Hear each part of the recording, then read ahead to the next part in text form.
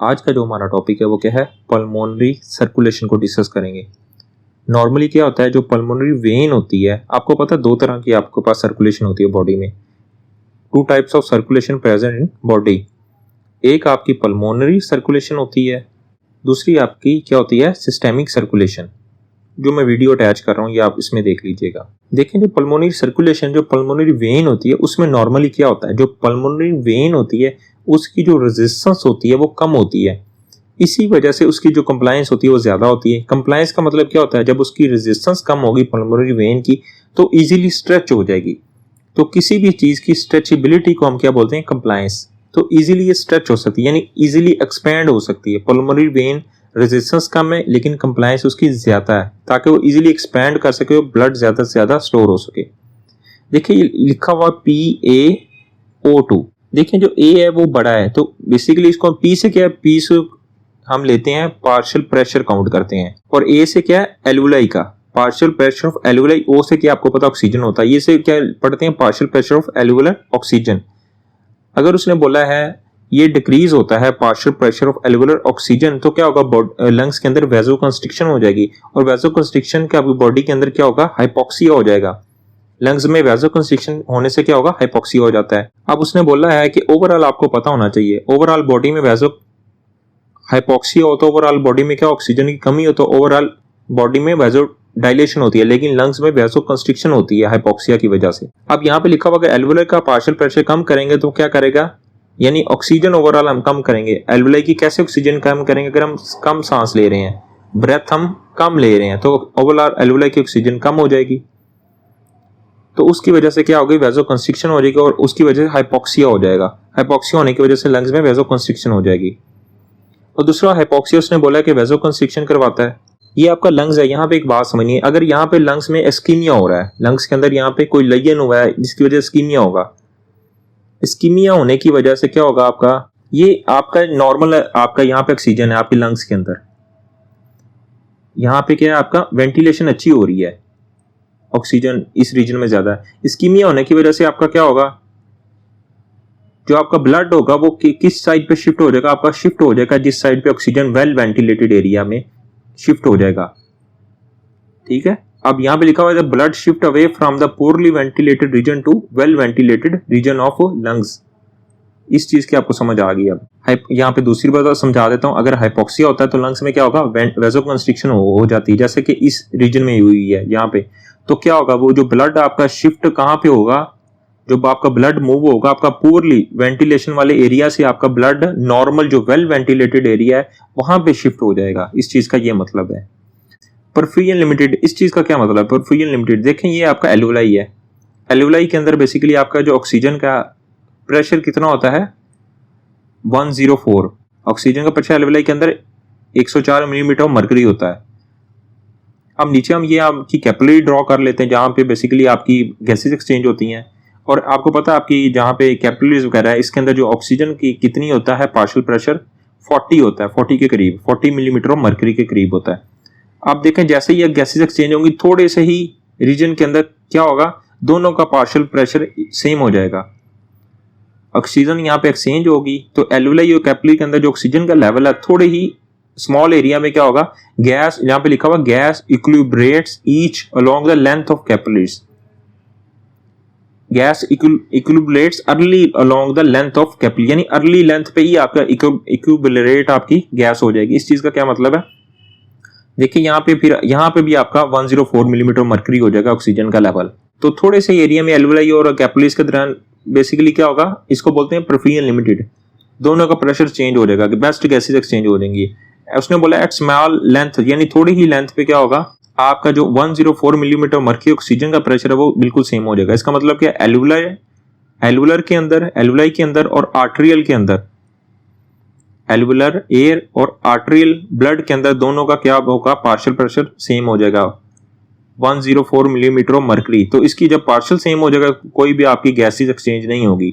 जब आपको पता है जब हमेशा गैस कहाँ पे जाती है, हाई प्रेशर से लो प्रेशर की तरफ जाती है, तो जब दोनों का प्रेशर सेम होगा कोई भी गैसेस एक्सचेंज नहीं होगी। So no gases exchange. इसको बोलते हैं परफ्यूजन लिमिटेड। अब यहाँ पे लिखा हुआ exchange can be increased by if the blood flow increase कर दें। देखिए परफ्यूजन लिमिटेड को इलस्ट्रेटेड किस चीज से कर सकते हैं, ये oxygen in normal healthy lungs, carbon dioxide और नाइट्रिक ऑक्साइड, ये बेसिकली क्या शो करती हैं, परफ्यूजन लिमिटेड शो करती हैं। लेकिन यहाँ पे ऑक्सीजन है लेकिन वो नॉर्मल हेल्थी पेशेंट्स की बात कर रहा है।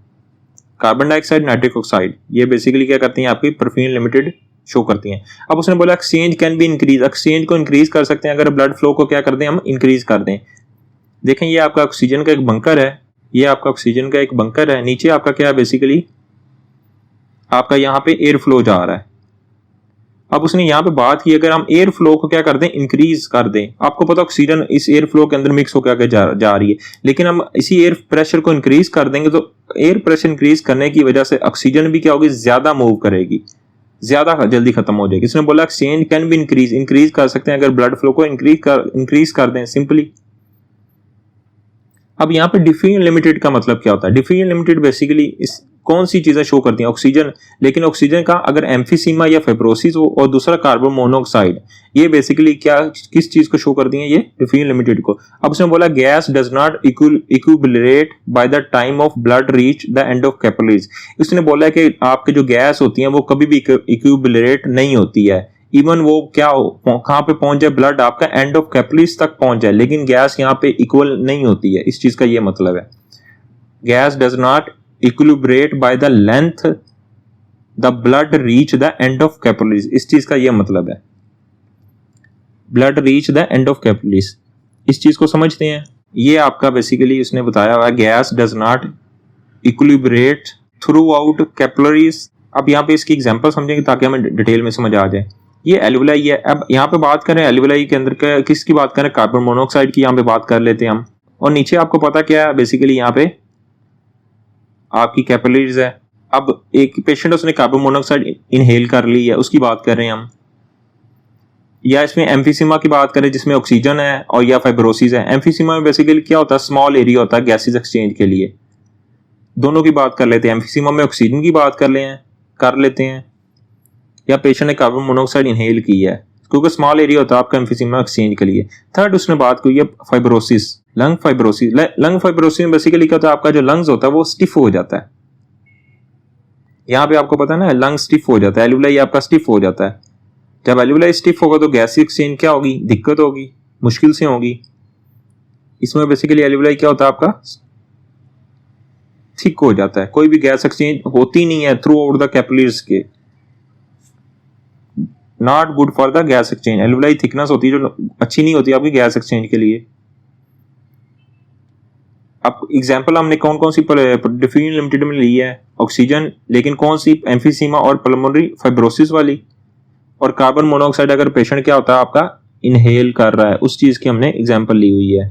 अब एमसीक्यूज क्या होता है, एमसीक्यूज में ये पूछते हैं कि आपका जो ऑक्सीजन होती है वो परफ्यूजन लिमिटेड कब होती है, ऑक्सीजन इज परफ्यूजन लिमिटेड, लेकिन वो नॉर्मल हेल्दी पेशेंट्स में होती है, हेल्दी पेशेंट्स में होती है परफ्यूजन लिमिटेड। और जबकि डिफ्यूजन लिमिटेड में ऑक्सीजन कहाँ पाई जाती है पैथोलॉजी में, आपके एम्फीसीमा में और फाइब्रोसिस में। यहाँ पे ऑक्सीजन डिफ्यूजन लिमिटेड शो करती है। डिफ्यूजन लिमिटेड कहाँ पे शो होती है आपकी, एम्फीसीमा और फाइब्रोसिस में। एम्फीसीमा बेसिकली स्मॉल एरिया होता है आपका गैसेस एक्सचेंज के लिए। दूसरों ने फाइब्रोसिस की बात की हुई है, जिसमें आपका बेसिकली क्या होता है, आपका लंग की थिकनेस, एल्विलाई की थिकनेस ज्यादा हो जाती है जो गैसेस एक्सचेंज नहीं हो पाती हैं। इसी वजह से थ्रू आउट आपकी ऑक्सीजन का लेवल बराबर ही नहीं होता है through out the capillaries. Oxygen की डिफ्यूजन ही नहीं हो पाती, डिफ्यूजन क्या होती है आपकी डिले हो जाती है, क्योंकि डिफ्यूजन आपकी क्विकली होती नहीं, नॉट डिफ्यूजन क्विकली, या डिले हो जाती है आपकी। आप देखें यहाँ पे ऑक्सीजन की बात करें तो ऑक्सीजन देखें लंग फाइब्रोसिस में क्या होगा, ये आपका कोई भी इक्विलिब्रेट हो नहीं पाएगा, क्योंकि एल्विलाई की थिक होगी, कोई भी गैसेस एक्सचेंज नहीं हो पाएंगी। तो इस चीज का क्या मतलब है, not equilibrate throughout the length of capillaries.